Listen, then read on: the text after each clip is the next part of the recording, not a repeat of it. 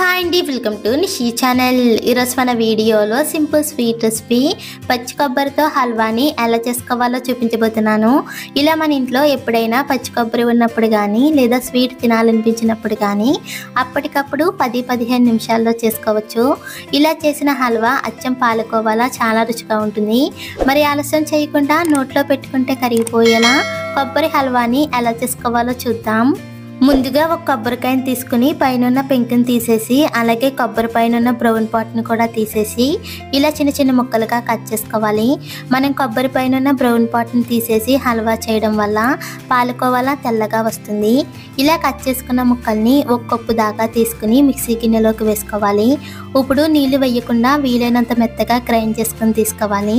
ఇలా మెత్తగా గ్రైండ్ చేశాక ఏ కప్పుతో అయితే కొబ్బరి ముక్కలు తీసుకున్నామో అదే కప్పుతో ఒక కప్పు వరకు పాలని వేసుకోవాలి. మనకు కావాలంటే ఈ పాలు ప్లేస్లో నీళ్ళనైనా వేసుకోవచ్చు.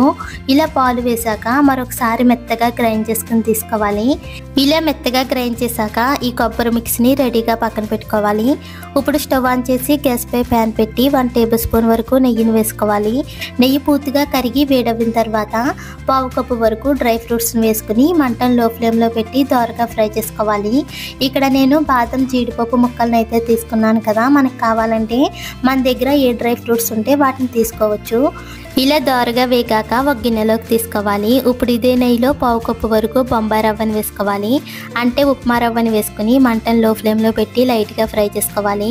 మనం ఇలా ఉప్మా రవ్వ వేసుకొని చేసుకోవడం వల్ల హల్వా టేస్ట్ అనేది చాలా రుచిగా ఉంటుంది. ఇలా రవ్వ లైట్గా వేగిన తర్వాత మనం ముందుగా గ్రైండ్ చేసుకున్న కొబ్బరి మిక్సీని వేసుకుని మంటను మీడియం ఫ్లేమ్లో పెట్టి 2-3 నిమిషాల పాటు కలుపుకుంటూ ఫ్రై చేసుకోవాలి.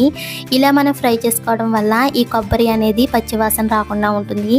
ఇలా 2-3 నిమిషాల పాటు వేగిన తర్వాత ఒక కప్పు వరకు పాలను వేసుకోవాలి. ఇక్కడ మనం ప్యాకెట్ పాలను కానీ గేదె పాలను కానీ మన ఇంట్లో ఏ పాలు వాడితే ఆ పాలతో చేసుకోవచ్చు.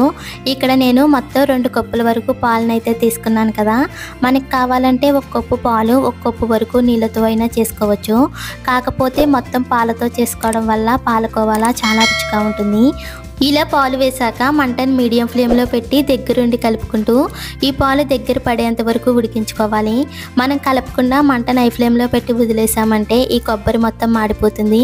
అందుకని అలా కాకుండా మంటను మీడియం ఫ్లేమ్లో పెట్టి దగ్గర పడేంత వరకు కలుపుకుంటూ ఉడికించుకోవాలి. ఇలా 4-5 నిమిషాలు అవ్వేసరికి ఈ పాలు కూడా దగ్గరకంటా ఉడికిపోయాయి కదా.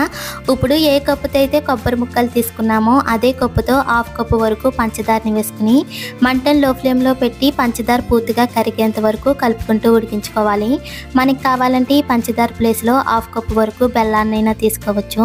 కాకపోతే బెల్లాన్ని వేసుకోవడం వల్ల హల్వా అనేది తెల్లగా లేకుండా కొంచెం కలర్ అనేది మారుతుంది. ఇలా పంచదార పూర్తిగా కరిగేసరికి ఈ పాలు కూడా కాస్త పలుచగా అవుతాయి. ఇప్పుడు మంటను మీడియం ఫ్లేమ్లో పెట్టి 2-3 నిమిషాల పాటు దగ్గరుండి కలుపుకుంటూ దగ్గర పడేంత వరకు ఉడికించుకోవాలి. ఇలా హల్వా అంతా కూడా దగ్గర పడిన తర్వాత మంచి టేస్ట్ రావడం కోసం హాఫ్ టేబుల్ స్పూన్ వరకు యాలకుల పొడి వేసుకోవాలి. అలాగే మనం ముందుగా ఫ్రై చేసుకున్న డ్రై ఫ్రూట్స్ ముక్కల్ని కూడా వేసుకుని 1 టేబుల్ స్పూన్ వరకు నెయ్యిని కూడా వేసుకోవాలి. ఇప్పుడు మొత్తం అంతా కలిసేలా బాగా కలుపుకుని గ్యాస్ ఆఫ్ చేసుకోవాలి.